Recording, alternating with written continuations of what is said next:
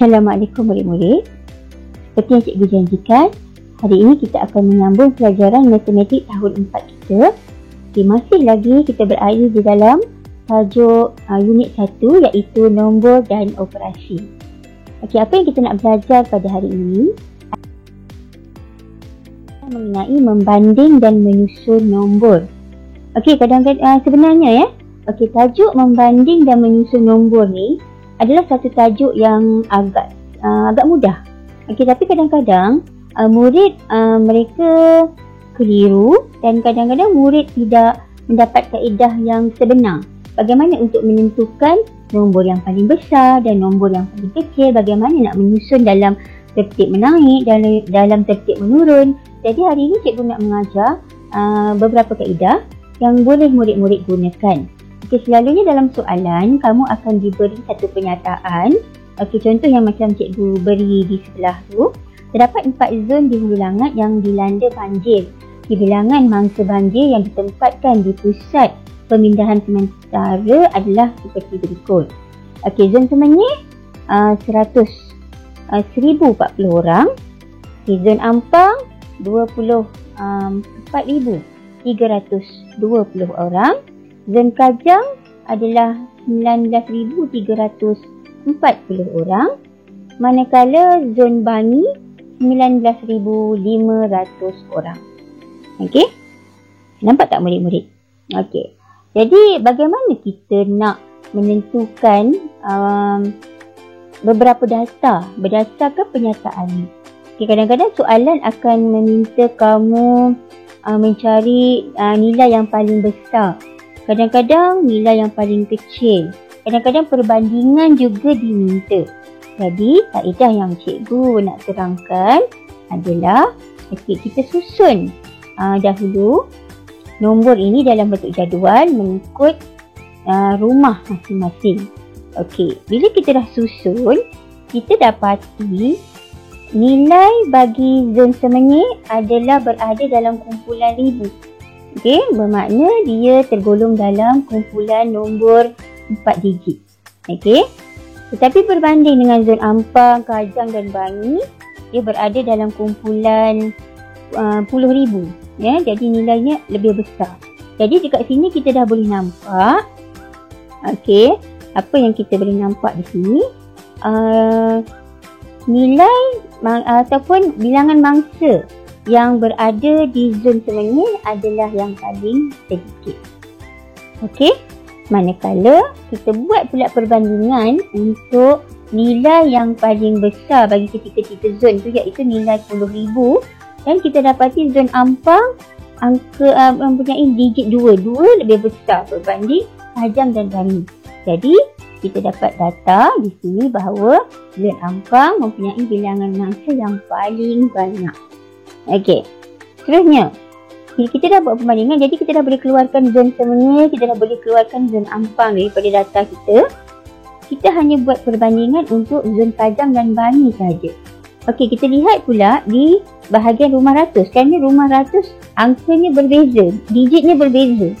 3 dan 5. Jadi kita boleh dapat tahu 5 lebih besar daripada 3. Jadi mangsa yang berada di zon Bangi lebih ramai berbanding mangsa yang berada di zon Kajang. Nampak tak? Kita dah boleh dapat data dan secara automatik kita dah boleh susun. Apakah nilai yang paling kecil? Apakah nilai yang paling besar? Jelas kita pergi kepada kemahiran yang seterusnya. Apabila kita dah boleh mendapat data perbandingan, kita akan diminta untuk menyusun pula nombor di dalam tertib menurun dan tertib menaik. Kita tengok tertib menurun di mana nombor paling besar kepada nombor yang paling kecil. Kita dah dapat tadi dalam data yang kita buat dalam jadual kan. Manakala kalau kita nak susun dalam tertib menaik pula, kita susun daripada kecil sampailah ke nombor yang paling besar. Senang sahaja. Cikgu ulang sekali lagi. Mula-mula kita buat perbandingan. Lepas kita buat perbandingan, barulah kita menyusun nombor tersebut. Okey, jelaskan murid-murid. Okey, seterusnya. Kita tengok contoh soalan. Soalan ni cikgu ambil daripada buku teks ya. Okey, kita tengok ada 3 soalan tu yang cikgu sempat snap untuk kamu. Okay, yang cikgu dah bulat-bulatkan tu adalah soalan yang kita nak cuba buat lah. Okey, kita nak cuba buat hari ni. Soalan 1B tu. Okey, soalan 1B dia kata tulis nombor yang lebih kecil. Okey, tulis nombor yang lebih kecil. Okey, kita buat sama-sama. Okey, di antara 42,093 ni dengan 45,900. Okey, nampak tak? Okey. Sekarang ni senang aja. Macam mana? Kita cuba kaedah tadi tapi kita tak payah buat dalam jadual. Okey, kita tengok perbandingan. Okey, nombor yang paling besar, okey, 10,000. 4. Okey, dia 4 sama kan? Murid-murid nampak dia sama. Okey. Jadi kita tak payah nak buat perbandingan kat situ sebab nombor dia sama. Okey, kita tengok pada nombor yang kedua yang berada di rumah 1000, 2. Yang ini, yang ni 5, yang ni 5, yang ni 2. Okey, jadi secara automatik, kita dah boleh nampak bahawa apa tadi dia nak yang lebih kecil kan? Jadi 42,093 adalah nilai yang paling kecil. Okey, nampak tak murid-murid? Senang je kan? Okey, kita buat perbandingan mengikut nilai tempat. Okey, kita buat perbandingan mengikut rumah. Okey. Itu soalan yang kedua, bandingkan setiap nombor menggunakan lebih daripada atau kurang daripada. Okey, kita tengoklah 2 nombor tapi cikgu dah bulatkan. Soalan A tu, 2A. Kita tengok.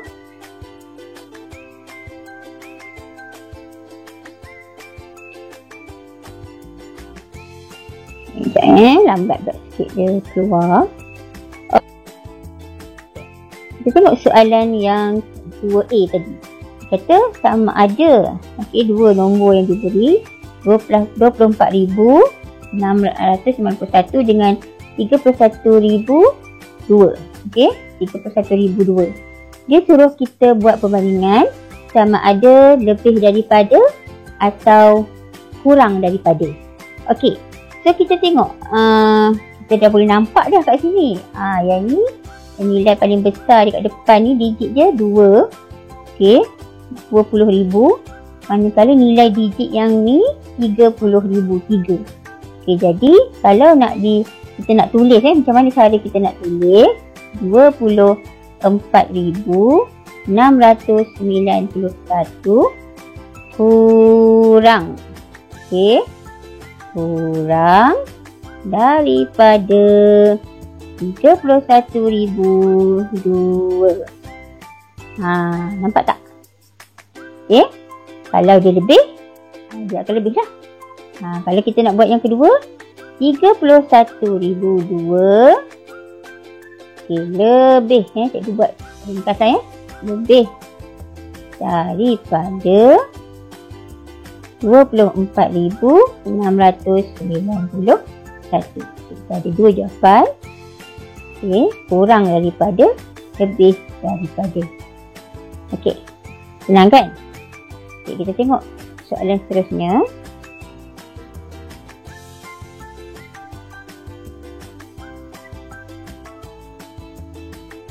Okey.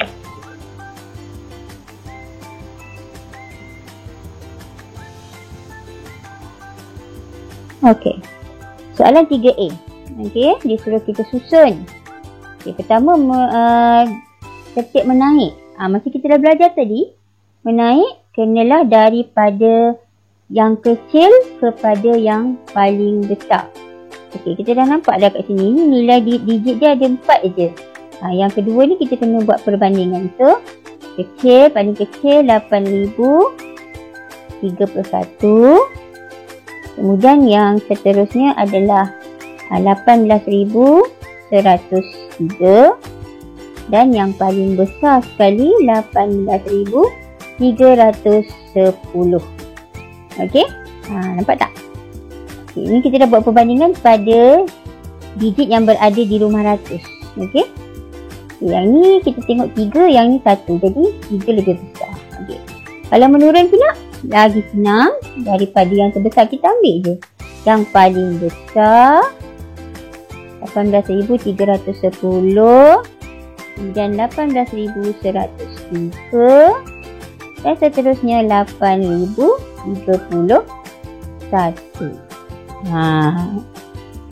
siap? Okey.